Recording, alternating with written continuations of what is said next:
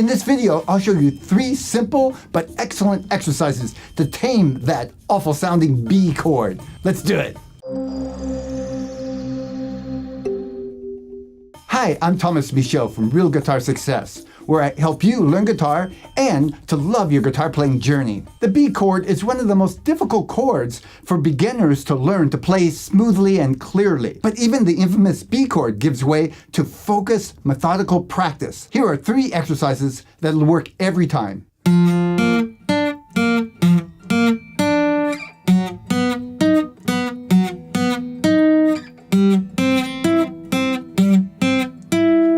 There are many forms of the B chord, but they all involve somehow or another playing 3 notes side by side to each other.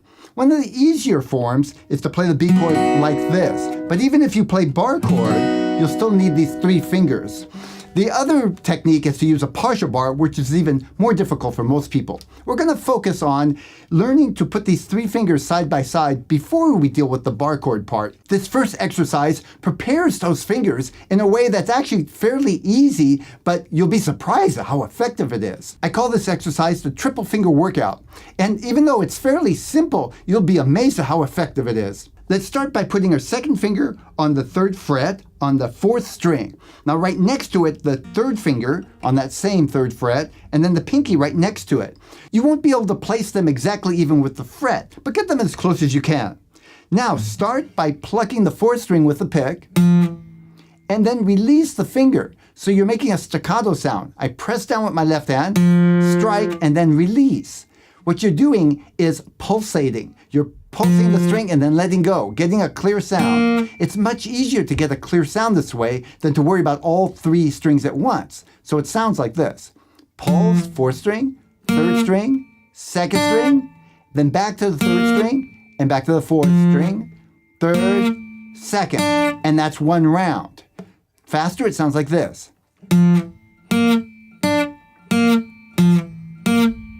Now move up a fret. Same thing, and another fret.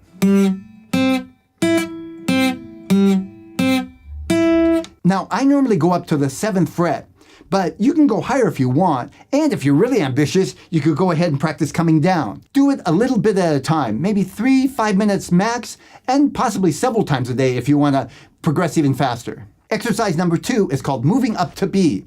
Go ahead and place that 2nd finger on the 4th fret, 4th string, next to it on the 4th fret, the 3rd finger and the pinky.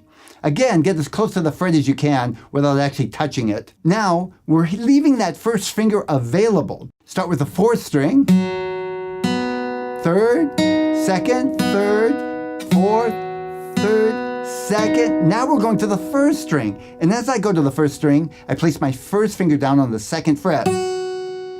So first, I strike the strings in the pattern of 4, 3, 2, 3, 4, 3, 2. Listen. I'm letting them ring. This is not a staccato. The next part strikes 4, 3, 2, and then goes on to the 1 string. Open first, then 1st finger on the 2nd fret, and then open and back to 2. Listen.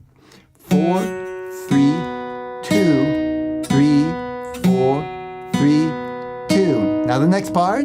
4, 3, 2, open first, 1st finger down, open, and back to 2nd string. Now we move the whole thing up to the 5th fret, that far, and then back to the 4th fret. Half and half of the pattern, 1 on the 5th fret and 1 on the 4th. Do it again, 5th fret, and 4th fret. Now you repeat that first part again, just like we did, but we're going to end different. Watch. Same. Watch.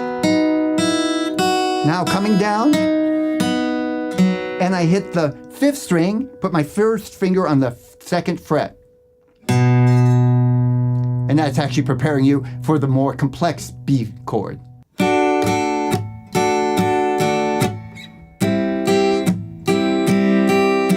The third and final exercise builds on several of the elements of the first 2 exercises. I call it Easy Does It because it's important to stay relaxed and not to tense your muscles too much. Go ahead and follow along. 2nd finger goes on the 4th string, 7th fret, Put the third finger and pinky right next to it, all on the 7th fret. Now your first finger stretches over to the 5th fret on the first string.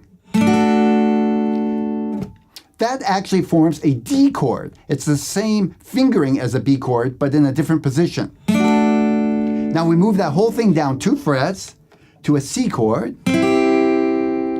Now 2 more frets becomes a B flat chord, and 1 more fret and becomes an A chord. Now if you want to use this for a B chord, you'd move it up to the 4th fret and the first finger goes on the 2nd fret. So let's start with the first form, and we're going to do the rhythm now. Okay, put your fingers where it makes a D chord, and here's the rhythm.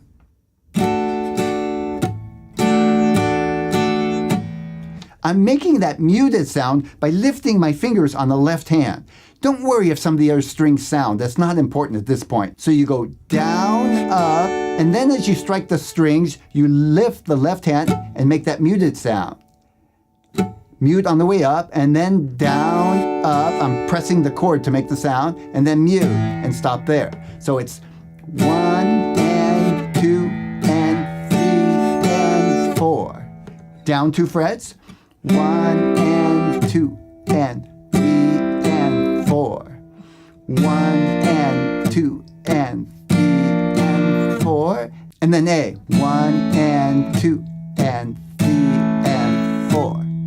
Practice this one slowly at first. Start with just the chord forms and then add the rhythm. That's it for today. I hope you enjoyed this lesson. But either way, leave me a comment and let me know what you're thinking.